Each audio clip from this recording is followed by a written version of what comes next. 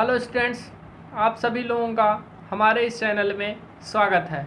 आज हम आप लोगों को प्रकाश का गोलीय पृष्ठों पर अपवर्तन अवतल पृष्ठ के अपवर्तनांक के लिए फार्मूले को प्रूफ करेंगे, जो कि मोस्ट इम्पॉर्टेंट फार्मूला है, जो कि एग्ज़ाम में बहुत पूछा जाता है।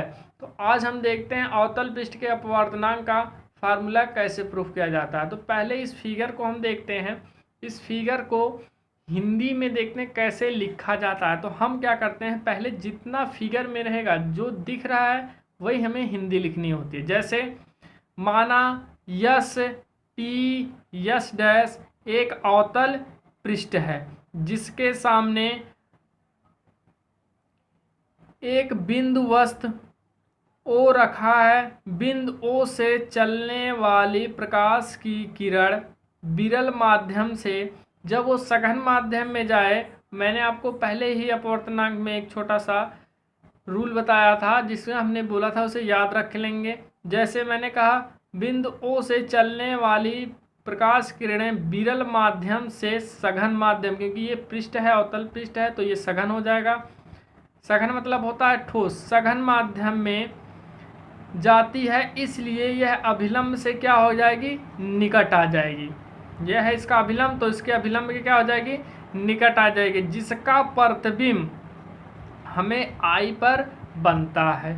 अब हम देख लेते हैं इसी तरीके से माना ओ ए आई ए और सी ए मुख्य, यह है इसका मुख्य अक्ष पर क्रमशः अल्फा बीटा और गामा कोण बनाते हैं।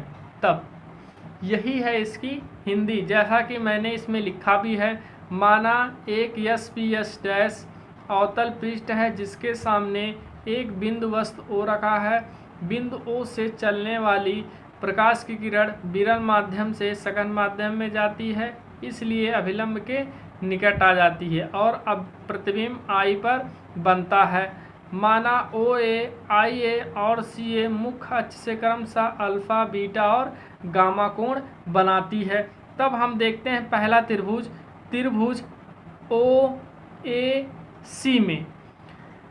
अब हम एक छोटा सा बात याद रखेंगे, जैसे हमको क्या करना है, ये बड़ा वाला त्रिभुज टोटल लेना है, तो इसका ये वाहतम कोण होगा। जो वाहतम कोण होता है इन दोनों कोणों के योग के बराबर होता है। तो गामा बराबर हो जाएगा अल्फा और टोटल कोण है आई, अल्फा प्लस आई। तो हमें आई का मान निकालना है, तो आई अपने स्थान पर, इस अल्फा को इधर लाएंगे तो ये हो जाएगा माइनस। हमने इसे समीकरण 2 बना लिया। इसी तरीके से दूसरा देखते हैं त्रिभुज आई ए सी में, यही वाहतम कोण होगा। अब हम देखते हैं बीटा प्लस आर के बराबर होगा, तो हमने लिख दिया बीटा प्लस आर के, ये है गामा बराबर। यहाँ से हमको आर का मान निकालना है, तो आर ऐसे ही रहने देंगे, ये बीटा इधर आएगा तो माइनस। हाँ, इसमें से हम आई और आर का वैल्यू क्यों निकाल लें, क्योंकि हमें स्नेल का नियम प्रूफ करना है, मतलब स्नेल का नियम प्रयोग करना है।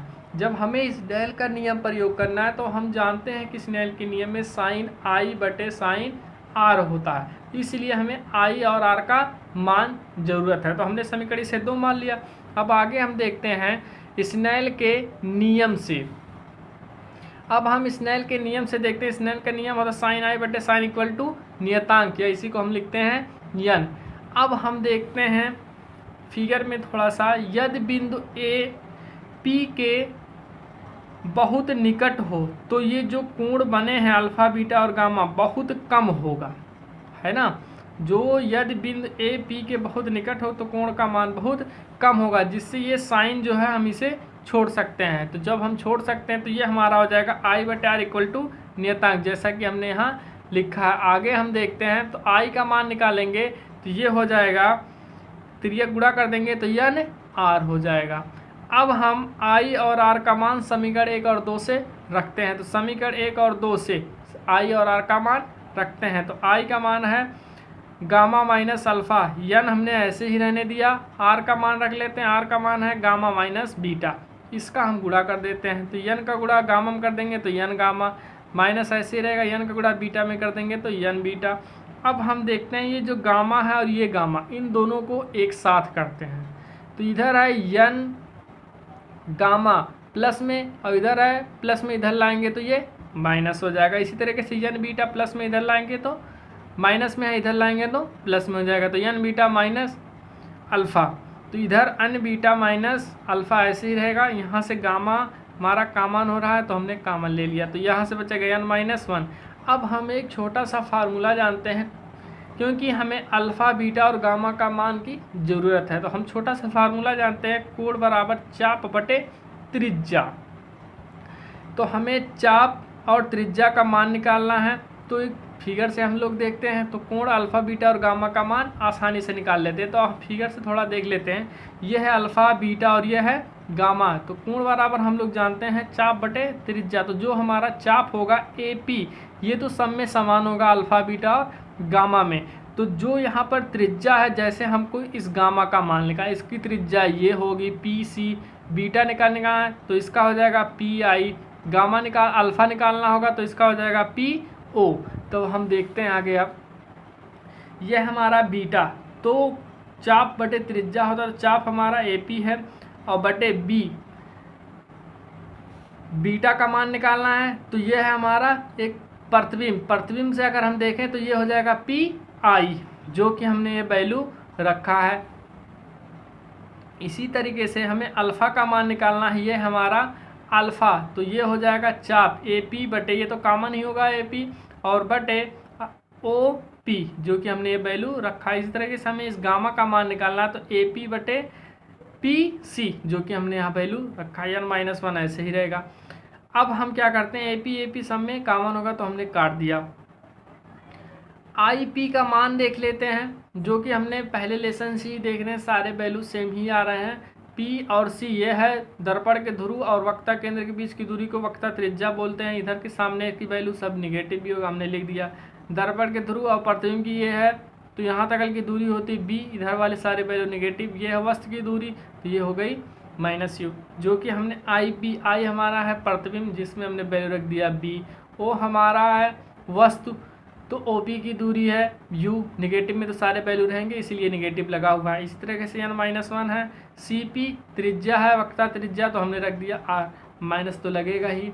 अब हम क्या कर रहे हैं, इसे थोड़ा सा सॉल्व कर लेते हैं। ये n-B ऐसे ही रहेगा, बटे में माइनस माइनस प्लस हो जाएगा, n-1 बटे R।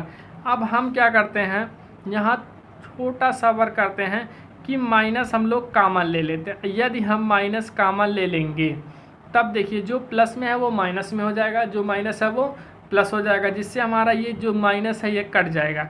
अब देखिए इधर वाला वैल्यू हमने लिख दिया है, जिससे हमें ये माइनस काटना है, तो जो प्लस है वो माइनस, जो माइनस है वो प्लस। अब ये देखिए पहला वाला माइनस में है तो माइनस वाला क्या हो जाएगा, प्लस हो जाएगा, और ये प्लस में है तो माइनस हो जाएगा, जो कि हमारा ये है अवतल पृष्ठ के लिए सूत्र, जो कि हमारा ये पूर्ण रूप से सिद्ध हो गया।